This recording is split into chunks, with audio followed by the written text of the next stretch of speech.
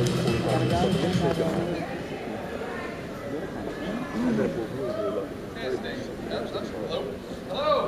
Hello. Is everybody ready? Jeez. Well, that worked well. We all loaded in. Ready? Yep. Ready for the Venture Brothers panel? Oh, yeah. That was incredibly unimpressive. Are you ready for the Venture Brothers panel? Hey, bring to the stage first, the voice of President Breyers, Dana Snyder.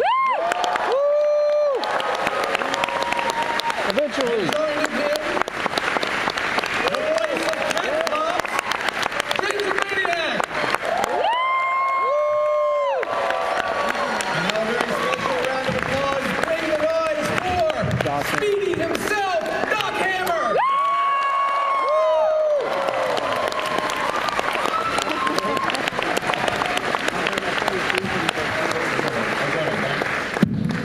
I'm back, Warren. Hello, Speedy. Yeah, we were backstage trying to figure out the crappiest roles we did on the show. I'm looking forward to your autobiography, I Am Not Speedy. Yeah. Speedy. I got almost nothing for you guys. But here is my sad tale of woe, where I gain all of your sympathy. Hopefully.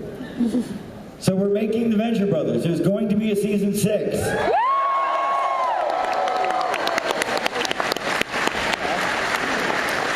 I promise to whatever I hold, to my hands as a painter, I promise that it'll be amazing.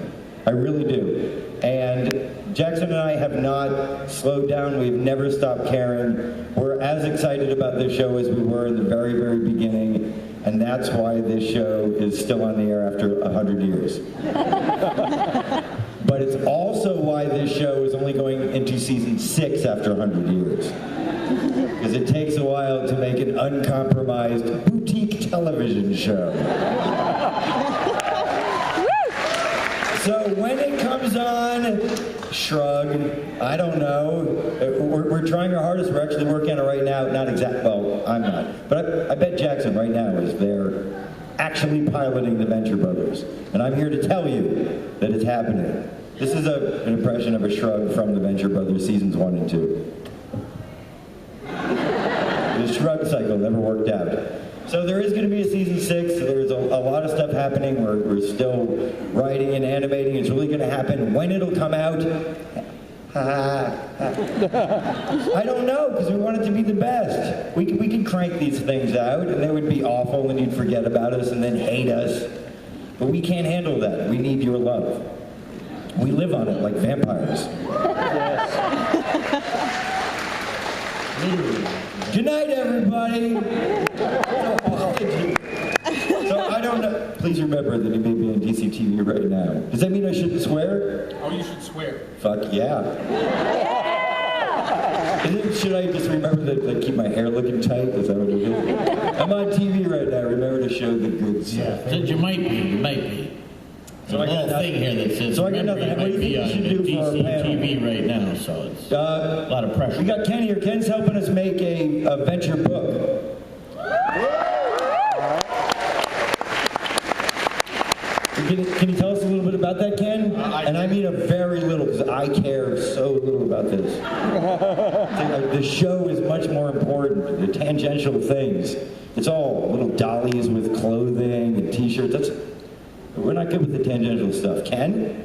It's coming out via Dark Horse Comics sometime next year. It is The Art of the Venture Brothers. It's going to be a complete history of the Venture Brothers from start to finish, plus tons of artwork you've never seen from behind the scenes and production artwork.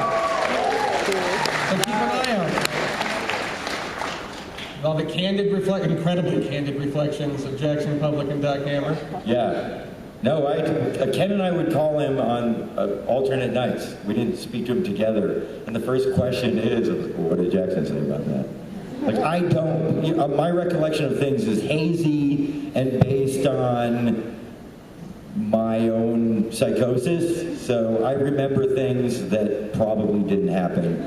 And I think Jackson is remembering things that probably didn't happen. And Ken's job is to take the two things that didn't happen and pretend one of them did. Is this like an oral history? It is an oral history of the Venture Brothers. Yeah. Say cheese. And I don't remember, I was on a panel a couple of days ago where I proved I don't remember anything about the Venture Brothers. By one point, I won trivia about my own crap. All right. It's an oral history as misremembered by Yeah. Jackson Public and Documentary. Yeah, it's good. I got one for you. What was the name of the bar where Jackson Public offered me the Venture Brothers pipe? Not interesting to me. It's in the book. Is it? Yeah. Does he get it There's an right? entire section on you, James. It's just the James section. The James chapter. Yeah. Hooters. Is that Hooters? You are correct. Yes, that's right. Over a double dozen wings, lemon pepper chicken wings. The Brooklyn Hooters. Yeah, so I got nothing. If any of you people have questions that you would like to ask us, I love answering questions. Would you like me to go down? And I will answer questions on any topic. I'm well versed. If we can leave the things you don't talk about at polite dinner parties out of it, with the exception of sex, which I will talk about. and your best dinner parties do include that topic. So I don't need politics, and I certainly don't need religion involved. I don't need my crazy uncle spoken about, which we don't speak about at dinner parties either. If any of you know him. You're going to take some questions? I'm going to take questions, and then James Urbaniak will also take questions, and Dana Snyder will also take questions. I'm only taking romantic advice. I'm giving out advice, romance advice. Yeah. I'll supplement that with the wrong advice. That's for you to judge, but Yeah. if you have problems, you're probably already making bad decisions anyway, so maybe... I'm fantastically bad at that. I can't see you in the audience. I'm just trusting you're there, Ken. You just went into a deep void. Oh, there you go. What about the special, the space station, whatever, is that coming sooner than season 6? Or? Are you asking about Space Station Whatever? Yeah. The Space Station Whatever may run with the season as an ersatz premiere. It may run before the season as a makeshift special. We're making it. And it's gonna run before the rest of the episodes do, because everything kind of changes in that episode. So that is still happening. How it's released? Venture shrug. I don't know. That. Another question? Are there any juicy, hot secrets or rumors that you guys know about you could share? Was this an advice question about a relationship? And I should handle that one if that... I don't get to hear rumors because I know the truth. So I could share what people told me that I know to be wrong. Is that what your question is? Yes. I don't know. Most people I talk to have Netflix, so they don't know there's a season 3. Yeah. So, spoiler, 24 dies. Yeah. I know. Sorry, season 3 not watchers because you have Netflix. Spoiler, Brock leaves for like half a season one time. Yeah. So those are the rumors I've heard. I could start rumors. I could just tell you that I'll give you a character that you just don't care about and say that that character is coming back. Amber Gold. More Amber Gold, everybody. Season 6. Another question. All right, this has actually just been bothering me ever since it came out. It's not that it disturbs me. I love it, but I don't know why. Why was the monarch making love to that robot that had People ask me that. Why he was giving a robot chlamydia. And I don't think he has chlamydia, but he wished he did. The monarch is psychotic. And there's something that happens. Our sexuality is our primary function. This is systemic to us. If you fracture it, say you become a prostitute, and you think, oh, it'll be fine, I can just sell my sexuality. Later in life, you will be a broken person because you toyed with your systemic you-ness, your we-ness, your penis. Both of them or just one or the other? It doesn't matter. Whatever you read, I like to think that I was speaking of a guy that became a prostitute. Like, there's male prostitutes that make tons of fucking money in this world. So when he comes face to face with this robot, and it has Dr. Venture's face, and it says Dr. Venture's words, yet it's an inanimate object. How can you violate this thing? Can you punch it? It's a robot. He had to violate it the only way his animal self knew how in that moment, which was to try to have sex with it. It was a pure act of just the foundations of a guy that also said, you know, let's go have a giant shit in Dr. Venture's toilet. Like let's go take a dump in his pool. Like, he's always thinking of the lowest end that he can do to Dr. Venture. There's arching, and then there's really, like, throwing up in their bed. Like, it's what happens when you're a psychotic villain. So it makes perfect sense under that. Ultimately, it made it to the show because it is fucking funny. Yes. And when Dean walks in to watch that, also funny. So yeah, the reasons are solid, but the overarching reason, funny. It's a comedy show. We make a comedy. Okay, I've got a question for all three of you. If you could be any character in the Brady Bunch, including the peripheral characters, which would you be? There are no peripheral characters in the Brady No, Bunch. it's a tight ensemble cast. You're correct. Yeah. Obviously, the Paul Winchell role of the director of the television commercial, you'll note I just named the actor who played the director in the episode where they do a television commercial. Or asked to be in a television commercial. Do you remember that one? Yeah. And then they keep asking what, so they realize they need the language of actors, so Alice or someone talks about motivation. Paul Winchell, P.S., is the voice of Tigger. Indeed. The original Tigger. And he's playing a very 70s LA kind of Hawaiian shirt wearing, well, he kind of looks like you, actually. Yeah, that was me. I cosplayed him for 12 years, and no one got it. So that's my answer. Dana, what would you like to be? I'm torn. I would maybe just go straight to the center square and say Alice. She'd have she'd have one little snarky thing, and then she didn't show up for the other 6 days they were shooting everything. Yeah. She was always in the chain to the island in the kitchen doing the stuff, and then you go on a date with Sam the Butcher, and that's it. Yeah. It's a good gig. Yeah. And she didn't age. She started on the show when she was, what, probably 25? She looked 50. She looked 55 years old, Yeah. and when she was 85, she still looked 55 years old. Great. Yeah. But also, what kind of jackass says to her, we have a lot of children. We'd like to hire you as our housekeeper, but you're going to wear this fucking uniform. No, you're not wearing your own clothes. We have this, you're going to wear that blue dress and that little white apron. So when people come in our house, we got a lot of kids. I don't want people thinking you're not our domestic help. Yeah. We want it very clear that you're waiting on You us. have to wear this subservient outfit. You take care of 6 children. And she came in with long flowing locks, and they just gave her that beehive. Yeah. Showed no sexuality to these young boys. Yeah. Peter is a mess. You will send his hormones into overdrive. Like so much monarch. Yeah. I don't know what character I would want to be. I don't care. I would like to be Bobby. Okay. I don't. Bobby. What the? Bobby. I want to be Bobby. 'Cause Bobby had so much life in front of him, while the others were making terrible decisions. Johnny Bravo, not a great fucking decision. Jan was going crazy with the jealousy and stuff, and Bobby just got to watch.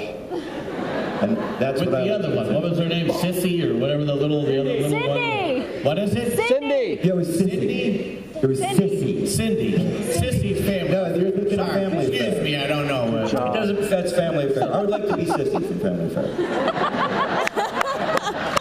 I'd like to be Mr. French. I still want to be the domestic help, no matter what show it is. I just want to be, I'll be Mr. Belvedere. Yeah. What do you I'll be Benson. We're going to be in courtship with Eddie's father. Hey, we got another question. Okay, go ahead. Hey, you see, we're trying to talk about something up here. Yeah, I do. We got another question. Okay, so my favorite character in the show are the Muppets. I'm wondering if maybe You are such a... Please tell me you're lying to me. I love the Muppets. No, I understand irony. I'm not even sure if I understand it anymore. Do beards really look good? Because everybody fucking has them. When they started, they were ironic. It was like trucker hat. We all look like shitheads. And now I think maybe they look good. Like they actually they turned that corner. can we see a spin-off with the Muppets? With the No, we're not going to see the spin That's crazy. I'm not sure we didn't kill them at the end of the season that just aired. It's very possible they died in a flaming cocoon. With a knife. What would the spin-off be? At one point in my life, I decided I liked the Muppets. And I expressed this by having Kevin think that he might have mind control powers. It was like the dumbest decision I ever made. After that, I realized, no, I don't like them either. Muppets are bad. But they can be funny, but they're not getting a spin-off. And obviously, they're not. They might get beards. They're going to come back with beards. Beards, trucker hats, all the crap that doesn't look good, but we decided it does because it doesn't. Oh, irony. You creeps. They share an apartment somewhere, and Yes, it's going to be like the Odd Couple. But Muppets, and they're not even that odd. They're both horrible, knife-wielding psychopaths. But one is the sports columnist, and the other one is just tidy. On November 15th, that's how they, on November 15th, Felix, what's his name, was kicked out of his... Kevin and Tim Tom, vowing you never return. Jackson does that. It's like, He does. Jackson loves... the day after my birthday, it was He like, loves that show, and Jackson loves Barney 14th, he Miller. starts going, on November 15th. Like, what the hell are you doing? He's like, the opening of The Odd Couple. Loves Odd It's Couple. like, no, that's not the opening. He's like, no, the TV show. I'm like, oh, all right. Next question. I actually have a question for Shore Leave and the Alchemist. Just For children of the obvious? Shore Leave. That's like, I'm writing that down, by the way. It's the best band name I've heard all Children of the Odd. Children of the obvious. But they know nothing. The children know nothing.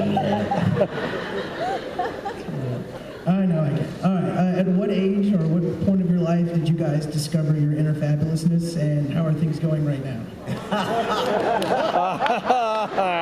Can you ask us at what age we discovered our fabulousness? and how are things going right now? I'll tell you when I discovered my fabulousness. It was lying in my parents' bed, and I don't even know what I was watching, and squirming a little too much, right? And then the next thing you know, magical seminal release, and I thought something died. It wasn't the fetal mewings of somebody who knew what they were doing. It wasn't scraping and pawing at my genitals. I was just grinding. That was my first. That's what you mean by discovering my. There's a dinner party question. Then what is my masturbation? The first time I had a seminal release. It was then, and it might have been to a rerun of. Brady Sanford and Son. No. No, it was not Sanford and Son. It was the. It was Give me a break. It was the remake of. If it's Knight Rider. no, if it's not Flash Gordon, it's Buck Rogers. Buck Rogers. There you go. Gil Gerard's here. Not Gil Gerard. It's the other one that teaches yoga. Lauren Green Aaron Gray. Aaron Gray. or Battlestar. Aaron Gray. Oh. And she is here, and I'm nervous to speak to her because I might blurt out. I might have had my first masturbation experience accidentally to that tight outfit. Either that or you just talk to her and all of a sudden you're just grinding in your pants again. You don't even know what's going on. I saw 3 guys do that at Right. a table And today. how is it going now? I've learned how to do it with my hands. I can do it much faster. Had a couple off since the panel started. I considered it, but no. It is now something I do almost clinically and medicinally. I may have lost the romantic spark with myself. This event at initial event is very proto-Venture Brothers. Yeah. A sad person masturbating, there's space imagery nearby. Yeah. And so I don't know. Maybe I need to take myself out to dinner. Find out like what I used to love about me. Lonely astronaut masturbating, And just- floating through Yeah, space. get that spark going. You know, dress up for myself. Get that spark going. Buy some exotic lotion. Get yourself a manicure. Get your cuticles done. Special scented lotions Yeah. and candles, and just oh, the vanilla. Nope, I'm not doing it. Yeah. So it's going great. I am. I've learned how to do it with proficiency. Now it's Hello? it's no bland here. Geez, James, when was the first time you masturbated? Well, I took the question a different way. But I do remember that there was early. Yeah, well, how did fabulousness go to masturbation? At these panels, Doc Hammer is just looking for a bridge to get into something. If Jackson were sitting there, he'd go, there it is. That's it. That's it. He did it. Every time. Doc, the thing that you didn't quite hear was they had asked. I'm sorry, put my head up to the Shore microphone. Leave and Alchemist introduction to fabulousn's was. The question was, Not when your was the introduction. alchemist and shore leave know that they had found their inner fabulousness? Not Oh, they were. Oh, wait, we take it all back. Can we erase the masturbation story from the record? And we have pertinent masturbation information. Never happened. It wasn't a masturbate. It was like an accidental seminal release. I didn't know it was. I thought it broke something. in a way you did. I think that's I'm sure Shortly came out of the womb. Yeah. Yeah. No, when he came out of the womb, he came out. Yeah. He came out. There were fabric swatches with him. There were. The womb was decorated. They were both in womb fabulous. In utero fabu. Yeah. You know what, Doc? You just signal when you want the next question. Next question, please. And for God's sake, don't mishear it. Will we ever see Shallow Gravy maybe show up with Weep sometime? Here or in the show? Ken, can you reiterate that question? It's not that I can't hear you, I just can't hear you. It's a little echoey. And I'm used to Ken's voice. Will we Piercing through the night. Are you ready? Will we ever see Shallow Gravy with Weep here or someplace else? Like a live performance by A Shallow live Gravy? performance, I'm assuming. Yeah, they can do the 4 versions of their one Or in the song. show, I'm assuming, will Shallow Gravy return to the show? Here's what my band Weep did learn the Shallow Gravy song. Like we could play Jacket. One of these days, at one of these Weep shows, Jackson's going to be in the audience, and I'm going to bring him up, and we will do Jacket. When that'll happen, I have no clue. And we're going to have to read it off. Like, who can remember a list of what kinds of jackets there are? Possible. So yeah, maybe one day. Yeah, I can't believe that's a dream of yours, but yeah, maybe one day. Next Oh, question, Ken. hello. I wasn't going to ask a question, but then I heard relationship advice, and whoa, did light bulbs go off. So I figured Team Venture had my answer. So my boyfriend just recently broke up with me because I wasn't making enough sandwiches. I'm not kidding. That is true. How do you guys feel about Hold on a minute. Damn. Repeat the second half of that sentence. His what? You weren't making enough sandwiches on his what? At all. not making enough sandwiches? That's it? Yes. Well, he's obviously an idiot. I got news. Yeah, let's look at this. 90% single guys in this audience right now. Yeah. That was not the reason. What was the real reason your boyfriend broke up with you? Yeah, what was the rest? We'll give you advice, but don't bullshit us. I'm not bullshitting you. This man would walk up to me and tell me, I would say, oh, look, it's meat. And then there's, oh, it's cheese. And then there's lettuce. But he And was then your I'll go manager put at the Subway. sandwich You're not together. part of, you're not saying that part. He was a manager at Subway and you were not doing your job. He's like, I can't, if you're not making the sandwiches, I can't keep you hired here. And you're like, but I don't want to make them. I just wouldn't love you. Basically, in terms, I one day woke up and was tired of making sandwiches. Is this And a when the woman, metaphor? Is sandwich a metaphor? no, sandwiches are real, I'm not kidding. I used to make a lot of sandwiches. Listen to me. Are they good? They're fun. I get to make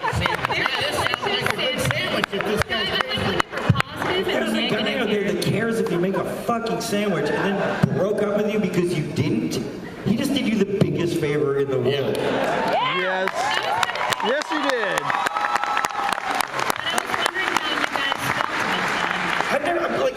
I can't think of a woman make really good cooking for me. sandwiches. Like, I'm not making enough sandwiches? That's crazy. This guy's nuts. What's this guy do? You did the best thing that ever What's he happened. do? I hope that Lords it over you that he's an asshole and everyone else? He's a server. A sir? What? There you go. There's some weird Freud thing going on in this. I hope it's a metaphor. That was awesome. Hey, that had the kind of banal pathos of a Raymond Carver short story. Just saying for you literary... I'm sorry you had to spend time with somebody that has, like, his agenda is fucking sandwiches. He thinks about No, it's not. His agenda isn't sandwiches because he's doing something else. He can't even make his own sandwiches. He needs like, I'm trying to fix this nuclear reactor I work on. All I want is a fucking sandwich once an hour. Hold this family together. Is that it? He only eats sandwiches and you refuse to feed him? He's just locked in his room with his computer. You hear moaning in there. He's supposed to slide a sandwich through the mail slot. More sandwiches. He's an alien. No one I give you all my money, I give you everything, and all I want from you is one fucking thing, sandwich. That's it. One thing, sandwich. And you're like, I don't think you're gonna get this He's sandwich. been putting your kids through college. Working on the cure for cancer. Asked you to marry him 3 times, said no. But you're living under his roof. You got those 3 bratty kids of yours that have been tearing the house up. Make one damn sandwich. I feel bad for this guy. I felt bad for you. Now I think maybe that guy was, and then he broke up with him. He's hungry and now broken up, and your 3 damn kids are still living with him. But he'll do fine. There's a lot of women who are willing to make sandwiches for him. Yeah. Now, you just forget the sandwich guy. Jimmy John's. They're all over the place. Jimmy John's. Next question. I was wondering, it was implied that Red Mantle and Dragoon survived the day the music died. I was wondering if there are other people that maybe survived and maybe there's some other people that we've seen before? That Red Man and Dragoon actually didn't go on the plane that killed Buddy Holly and Big Bob. But who went on? Is there anybody else? I don't know. Do I suck at this? Sometimes I really do. When I have to consider actual adventure questions, this is how I do it. Yeah, that's a fact. We get like 5 minutes out of the sandwich lady, and then we have a real thing. Sandwich masturbation, I'm all excited. Yeah, But it's a staring contest. are there any more characters that survived the day the music died in a plane crash? Who else was Foghat was on that? Who else was on that day the music died plane crash? It was Hopper. It was Richie Kiss. Valens. It was Foghat, Richie Valens, Boxcar Williams. Boxcar Williams. Yeah. Cindy Moran from Amy Happy Mustaine, I think, was also Yeah. on that. The original Starman from Kiss. Yes. Not Peter Criss, or I think it was Catman or whatever. Cat guy. Peter Criss is the original drummer for Kiss. Yeah, I meant the original Starman. Eric Carr? What are you talking about? Ace Frehley? What are you talking about? The original, who was Starman? Who's Paul Stanley? Yeah, probably. I don't know. That's what I'm asking. I'm allowed to ask questions too. Founding member. Founding member. Paul Stanley, Gene Simmons are founding members of Kiss. Speaking of I don't know. I don't know the answer to that question. If I do, it's a spoiler. If I don't, it doesn't matter because I'm not sure I care. You know what? Thank you for reminding me of that incident, though. Somebody last night reminded me of that 21 is a crossbow. It's a big moment. I'm like, oh my God, I gotta get that fucking crossbow this season. So yes, you've been instrumental. I'm sorry, I'm not instrumental to you. Next question. Speaking of inner fabulousness, how far did you get into Rusty the Musical, and are we going to see any more of it? You got about as much of Rusty the Musical that was written. Yeah. Like, I think we wrote every lyric made into that show. And you got a remix. How much more could you want? We always wanted James to just sing One Night in Bangkok for no reason on our show. Because this has been because it's essentially a spoken song, and Murray Head kind of sounds like me on the record. A little bit. Bangkok, Oriental City. Sound like Dr. Venture. That is Sunshine. I think that was it. Yeah. I get my kicks below the waistline. Sunshine. Meow. That's what I think we want. So I don't know if we'll ever complete Rust, but we'd love to get him singing a Murray Head song. The guys from ABBA, I think, wrote that. It was from Chess. Next question. Hello. I'm a big fan of Shallow Gravy. Are they going to be putting out any more music next season? Come on, stop it. Really? I felt guilty for as much Shallow Gravy as we did. And there's like a thin line. Like, we don't want to be other shows. Like, we don't want to be Metalocalypse, so like, we don't want to have too many jokes about being in a band. Just a couple. We don't want to be the Family Guy, so we don't want to like a lot of songy episodes. It's a lot of things that we don't want to do. So we did enough fucking Shallow Gravy. I can't believe anybody would want more Shallow Gravy. But I have a band called Weep. I wrote the Shallow Gravy song, so you could pretend that's Shallow Gravy. Yeah. Take a Sharpie, write Shallow Gravy on the Weep CD, eat a sandwich. It's fun.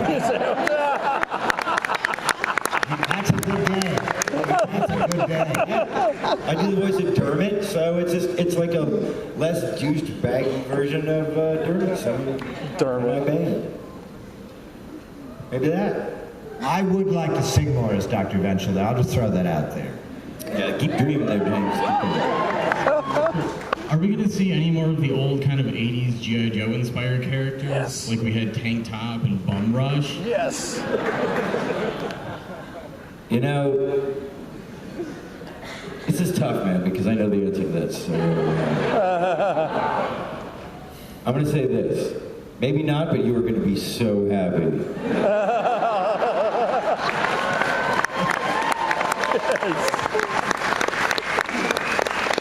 Sandwich happy. Yeah.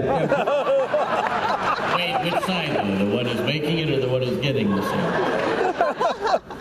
Is that a metaphor for sandwich? What do you got there, man? I think that lady was talking in metaphors, and we took a literal.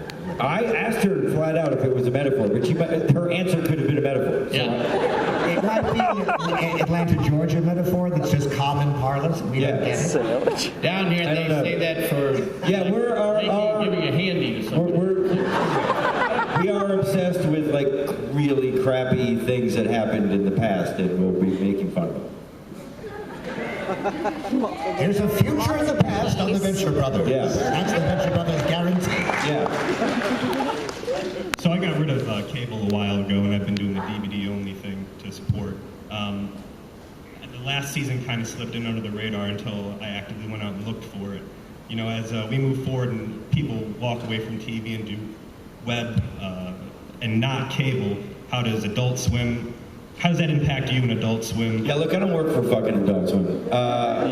We make a show called The Venture Brothers, and if Adult Swim goes under because cable doesn't exist, they'll find a way to survive, I promise you. But here's why I love exactly what you're talking about. One, binge watching television. Yes.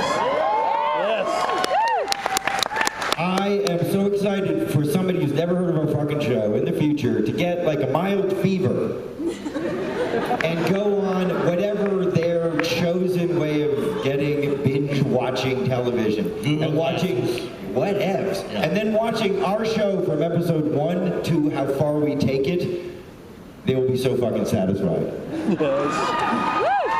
Because we made our show to be watched as binge-watching television. The plot line kind of keeps going, yet each episode you can walk away and make a sandwich, no metaphor implied. You can just drop in and it still works, but when you take on the whole story, that's the way we want to tell it. Also, it helps a lot with our shitty schedule. That somebody can watch seasons 1, 2, 3, 4, 5, and not know that, like, oh, when this was on cable, you had to wait 40 years for it. And they just get it all once. Now. They just get it all once. Cable makes you wait for it. So I think it's great. It's not going to destroy quality things. If you have an opportunity now to watch a lot of things, the quality has not gone up. The quantity has gone up. So anybody that really works and makes a good thing now has a chance of being seen, and it will be loved and respected.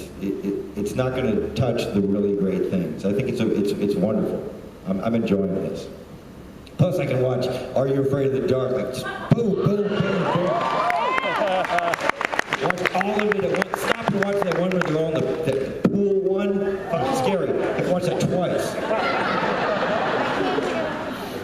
All right, so you killed Ray's Bannon way back then. Why aren't there more culture staples, pop culture staples that you killed? I think it would be perfect homage to some of your favorite influences. Here's what you really read through watch the show and watch kind of what happens to us. So we kill Ray's Bannon, and then suddenly Johnny Quest has to be called Action Johnny. Oh yeah. There might be a legal reason they won't let us kill any more real characters. You know what I mean? Like, we did it once, and we were so excited that I think we made a death list. Of just, let's kill everybody. Can the Kool-Aid guy die in canon on our show? So, yeah, we write... If you have like Robot Chicken, you can have the Kool-Aid guy, right? Because he comes on and says, hey, Kool-Aid, and something falls on him. When we use the Kool-Aid guy, we show where he lives, we show what he does, we have the Kool-Aid guy go shopping. That is illegal. It's not parody anymore, it's using the Kool-Aid guy in your show, who is a licensed character. So we have no discipline. We can't just make a joke. We want to write for them. It's too deep. That's our problem. That's why we can't kill any characters, because we will write for them. We love them. Next question. Okay. All right. This is another one of those good relationship questions, since Dana brought it up, and I'll also let Doc answer. And James, if you want to, chime in too, that's cool. You're very diplomatic. What's your question? Thank you. All right, so today is the 1-year anniversary that my fiance left me, and I have not had a chance. You guys, you didn't ask her to make sandwiches all the time. No. Maybe that's him. Yeah. They still went together. They bought the tickets last year. They still didn't show up, but they're sitting a seat away from each other. Wait, what's the basic question? All right, the basic question here is, I guess, as 3 gentlemen who are older than me and have lived and done a lot more than I have. Okay. I just ask the question. Yeah, just basic relationship advice on a guy. Kissing our asses. You guys did a lot of good shows. Oh my God, I know why she left you.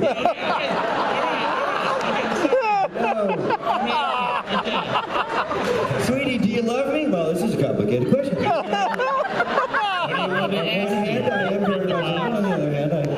All right, so ever since then, I have had the inability to talk to people, make relationships, something like that, just total social bluff. So, really?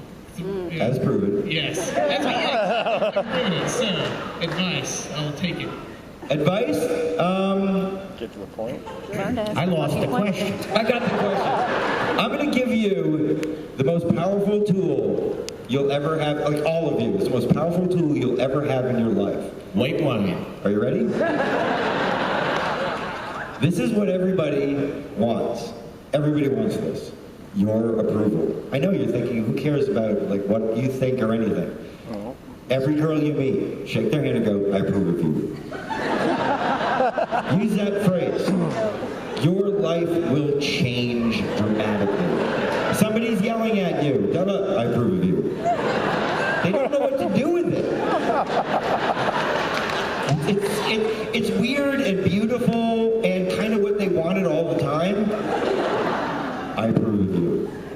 Remember that phrase. And if you don't want to say it exactly like that, because that is kind of fucking creepy. Yeah. Find a way that you can just make sure that they understand that you're not against them. You approve of them. That they no longer have to put up that window dressing of a personality. They can show you who they really are because you accept them. That's it. That's genuine fucking advice. Also, learn to give very concise snippets of information. Yes. I'm welcome.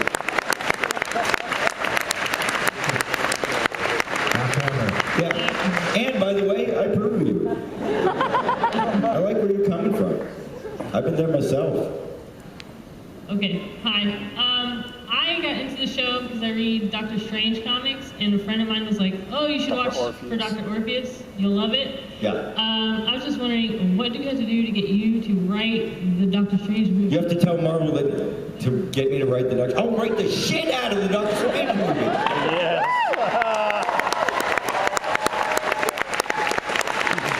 Like, I have actual notes about the Doctor Strange movie. I have probably fucking drawings about the Doctor Strange movie. But this is the kind of person that I am, and this runs throughout my life. I am not proactive unless I am the only person involved. Psychotically autonomous. So if it all boils down to, well, I can paint alone, I can play music alone, and I can write alone, that's fucking it. I can't get anybody else involved in my world. Because if someone goes, hey, do you want me to write the Doctor Strange movie? Well, let's think about it. Never mind, fuck it. Like, I can't sit there and do that kind of crap. Someone has to go, Stock Hammer, you've been charged to write this film. I will do it. That's the only way it's going to happen. If I'm drafted into writing the Doctor Strange film. I suck. But I have notes that are better than any Doctor Strange film that'll ever be made, I promise you. Darker, funnier, grittier, truer. Nope, it's not going to happen. You're going to get some bullshit, wacky, boffo bullshit Doctor Strange. So you got to go out there and you got to write your congressman. You got to write your Marvel. You got to get Doc Hammer drafted onto that project. And when they knock on my door, I'll pack my bags and go to whatever room, the gray box with nothing but a bust of Napoleon and a stack of paper and one pen. Like, Doc Hammer, answer my question, please. Knock, knock. Okay. So, you've been doing this for like a century. You've been making this show for like a century. What sort of advice would you go back and tell your, back when you're just starting, like, do this, this is going to be the bad thing you shouldn't try it ever to do, or something? This show in my life is a pile of failure. It's an amalgamation of every bad fucking choice that I made. This is what I would tell myself would be, Kurt Cobain does. Don't worry about it. The drummer has a great band. I gotta go. Like that would be it. That would be it. What? Oh my God! Not Kurt Cobain, the drummer. Your hair looks ridiculous. No, your hair looks ridiculous. Bye bye. That would be it. Like it'd be a panicky situation, and I think there'd be blood from the time travel. Why am you bleeding? Then I would want to cuddle myself. No, we can't go back. So I think we did the best we could. There is nothing that I regret doing on the show. Nothing. I would go back and honestly just entertain myself. Look what I did. Time travel. Get the fuck out of here. When does that happen? Yesterday. No, tomorrow. I think I really figured out how to do Bowie a couple seasons in, so I think I would go back and do a better Bowie at the beginning. Your Bowie was That would be great. it. Well, Your Bowie was also based on that David Bowie was supposed to go, that's not how I sound, and then come in and fix it. But he never cared. He was supposed to be bailed out by Mr. David Bowie. Right. Never happened. Good enough. He's good enough. What do you think you Hey, how you guys doing? It's one of the longest mysteries about the show. Will you guys take a special or a movie to answer who killed Jonas Venture? Or I mean, not actually who, but actually show the I scene. cannot tell you what will happen in the future of the Venture Brothers. The only thing that can do that is the Venture Brothers itself. We will be answering a lot of those kind of long-term questions in the next season coming up. All right, lady. Wouldn't he be... This is a guy that in his heyday was in his late 40s, in his 60s. If he was alive, it wouldn't be that spectacular, would it? Oh, sweet. Who would care? He'd be very old right now, so yeah, super old Jonas. I had no idea Code Pink was in the Venture Brothers. That was so weird that they just broke in like that. What happened? Next question. In a live-action version of Venture Brothers, do you guys ever consider who you would cast? Who would we cast for that? We're asked that a lot, and I'm going to bow out of this because it's actually frustrating. Because people keep asking me, and I go, are you a producer? Why are you getting me all excited? Why do I have to cast this again only to have my hopes dashed upon the rocks that none of these people are going to do it because it doesn't exist? So it's really like frustrating for me to have to tell you this dream over and over again. And I've been asked it so long that I've recast it because all the Deans and Hanks are a little too old to play Dean and Hank now. Original choice was Abe Vigoda. Yeah. He's now in his 80s. Can't get Matthew Miller to play Dean anymore. Can't be done. So yeah, I don't. And then when people discuss this online, they always say, who should play Dr. Venture? David Cross, the Dean from Community. And I'm like, I'm an actor, and I'm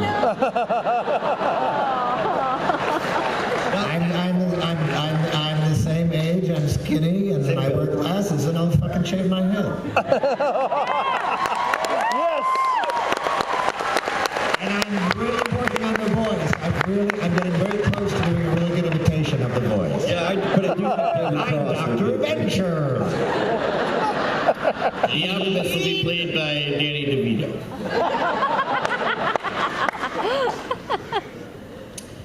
Do you have a real-life nemesis? If yes, would you arch them as a villain or a hero? If no, can you pick somebody from the convention to arch? Well, I've always had this like. First of all, that was an automated voicemail. That's one. Two. For villain. Two. I've always had a fake arching of Voltaire. The problem with arching Voltaire is he doesn't fucking get it. Like I'll tell him that I'm gonna like deck out my BMX bike with like Voltaire missiles and stuff, and he just flat out gets drunk and rambles on about me on stage. I'm like, this is not arching. That's not how it's done. You can't do that. You have to, get costumes and all that kind of stuff. You just can't get bitter. It doesn't work. But also, I love Voltaire. I've known him for, well, I guess that's how the arching thing works. You have to kind of know them. I don't know.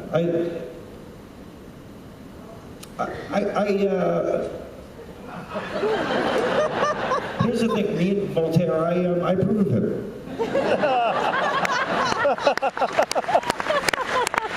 I approve. So he's the hero. I think it would be like a villain kind of thing. Oh. Yeah, like nobody's really the hero. Respect among lawyers. I have half my hair is blonde, so that in like classic tropiness, I could be the good guy, but I'm not a good guy. But leather jacket, you're the bad guy. Yeah, but it's brown. Maybe you're the anti-hero. It's brown. Indiana Jones wore brown leather jacket. Clearly, He was the villain. He was trying to steal stuff out of historical places, banging college students. If you watch it again, he's a really despicable guy. It's true, actually. Yep. Taking people into temples with traps that have no training for that. They brought his kid with them.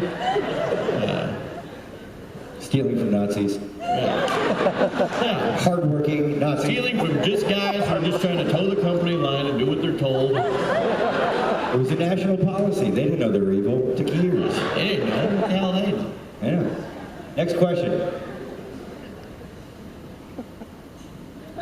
All right, this is back on the subject about masturbation. What has to be? I'm in. And like everybody doesn't fucking do it. It's the only thing we really. I bet more people masturbate than have actually seen every Venture episode out there. You guys should be excited about a topic that you know.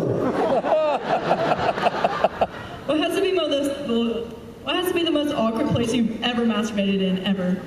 What's the name of this ballroom?